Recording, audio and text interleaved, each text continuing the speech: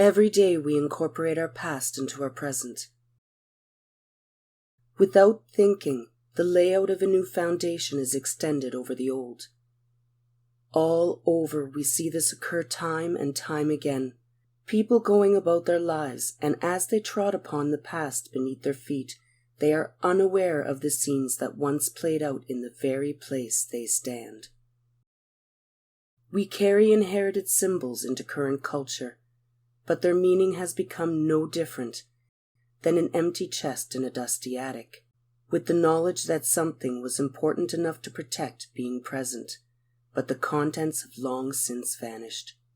Out of the spaces we occupy, an untold number of locations, which were once understood, have become mysteries, layers of influence in time, removing pieces of a completed picture into a scattered and perplexed image that has few details of what once existed during its prime.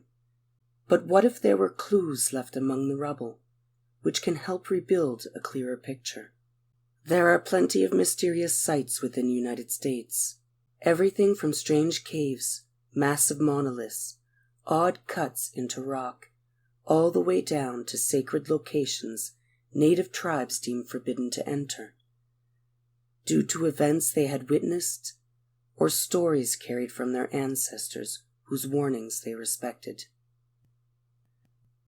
Situated among the aged Appalachians of northeastern New Hampshire, there is a place that has accumulated a reputation of both authenticity and fraud.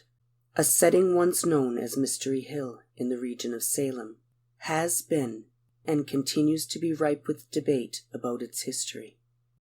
Settled on a low 200-foot summit are the remains of two sites a stone's throw away from one another. One contains selected stones incorporating its peak into an astronomical calendar.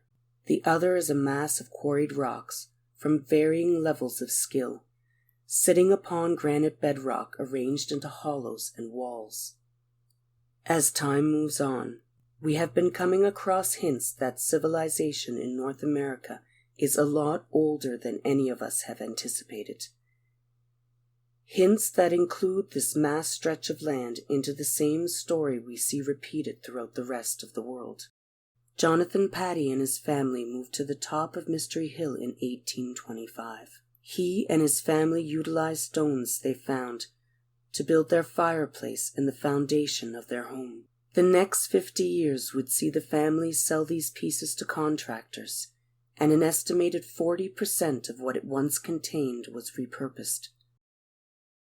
These pieces can be seen today within the churches and walls of the region of Rockingham.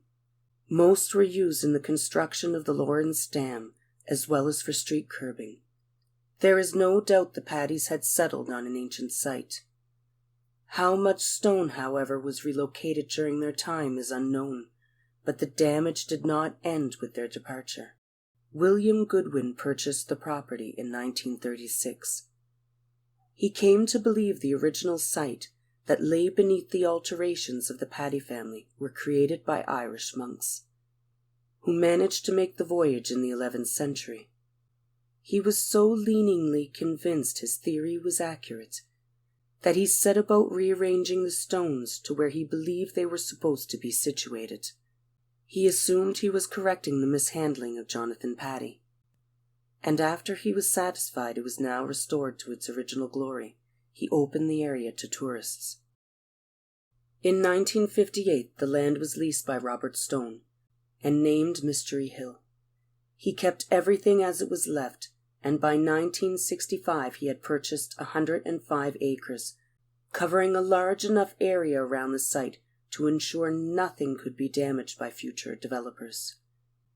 In 1982, it was renamed America's Stonehenge, from an article which related the area of standing stones to the famous monument in Salisbury Plain in England.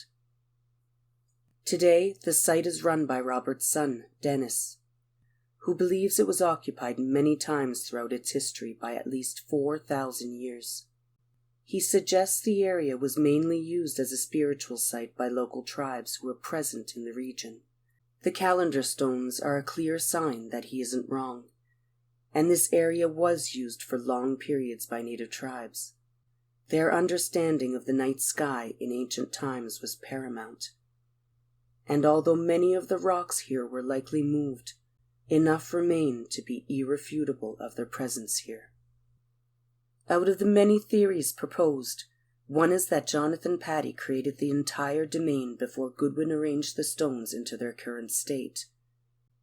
But a single piece of information that lends to the certainty the markers were indeed placed here at an earlier time is that of a specific marker. This stone was found to be surrounded by the root of a tree, which was dated to have grown around it in 1769, long before Jonathan had settled here. But the evidence of occupation preceding the Paddys does not end here. Gary Hume, who was New Hampshire state archaeologist in 1982, was part of an excavation which found evidence of stone tools and weapons such as arrowheads. He also found the markings of percussion, pecking, and abrading, which were found amongst the stones within both sides of the hill. Barry Fell, a marine biologist from Harvard and an avid linguist, took an interest in the writings carved in the stone within the area. He did extensive research in his book America, B.C., which was released in 1976. Fell argued the writings contained varying cultures from Irish, Phoenician, and Iberian Punic. He also believed the site was created between 8 and 600 BC. Including proponents of the idea, have decided there is not enough evidence to determine if the writings were of European origin. It has also been proposed that these inscribers may have had an inheritance from an earlier and more global life. A total of 15 carbon-14 tests have been done on the charcoal samples from separate fires found at the location. The oldest date given thus far is over 7,000 years before present, with most scholars leaning towards an earlier date of 4,000 years. They believe the older date indicates that fire did occur, but does not carry the amount of evidence they wish to be sure humans were involved. Older dates may be discovered as further investigations are taken, but a conclusive date of 4,000 years is enough to be sure there was activity here long before the time many of the theories had proposed. Archaeologists agree that the site's astronomical standing stones are aligned perfectly to determine solar and lunar events.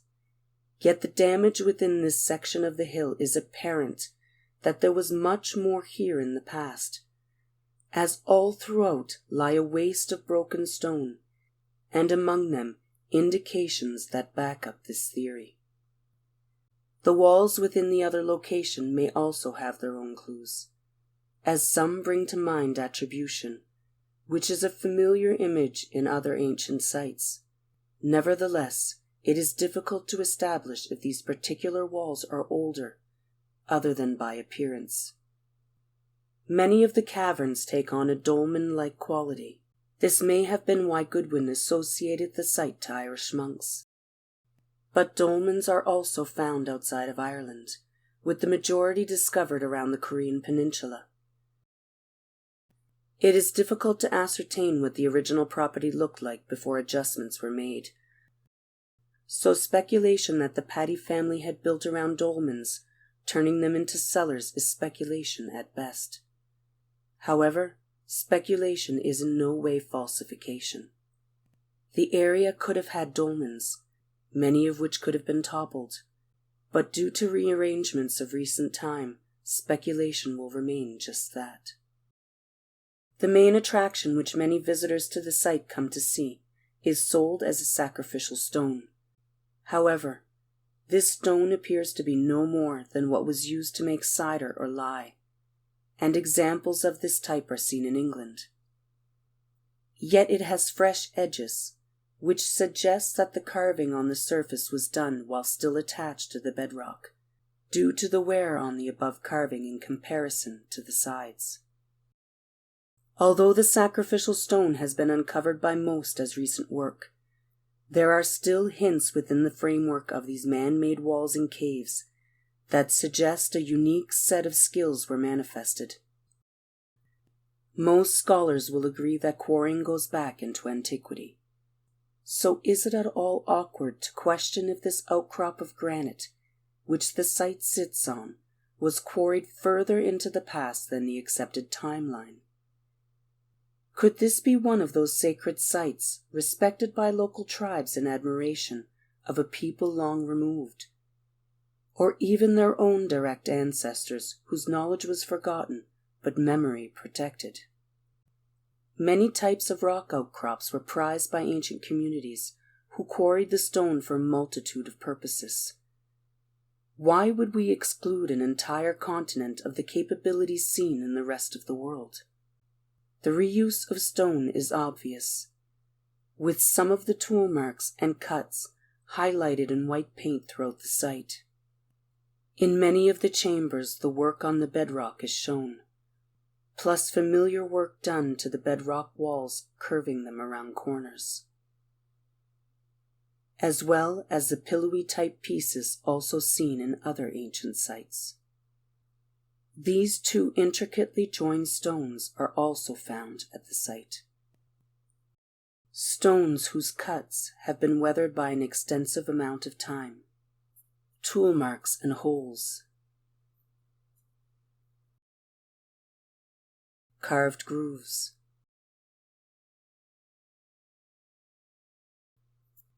Ancient quarrying marks. Smooth carved pieces whose skill level are out of place with their surroundings.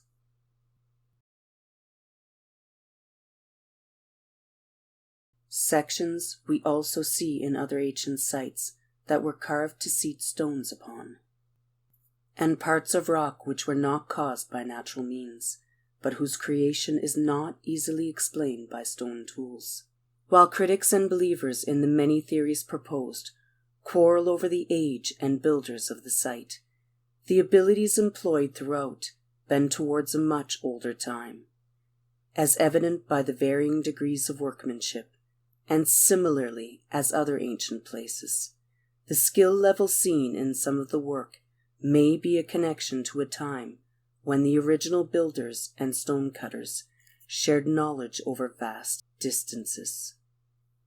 Numerous locations on Earth show a higher degree of mastery with stone than other cultures that later settled, a stage that can only be possible if knowledge that was gained was wiped from memory. This loss of knowledge is seen in countless countries in both hemispheres, and it is only natural to assume that every person alive today has ancestors who were experienced in these techniques. Tribes within North America have been present here, according to archaeologists, for the last 11,000 years. Their predecessors also shared this understanding of missing knowledge, as is observable in accounts and stories that have been passed down. The connections within a tiny state in New Hampshire may not be as empty as the chest in a dusty attic after all, and the U.S., it seems, has been offering up numerous places whose mysteries are beginning to unfold to a time when we were connected to all.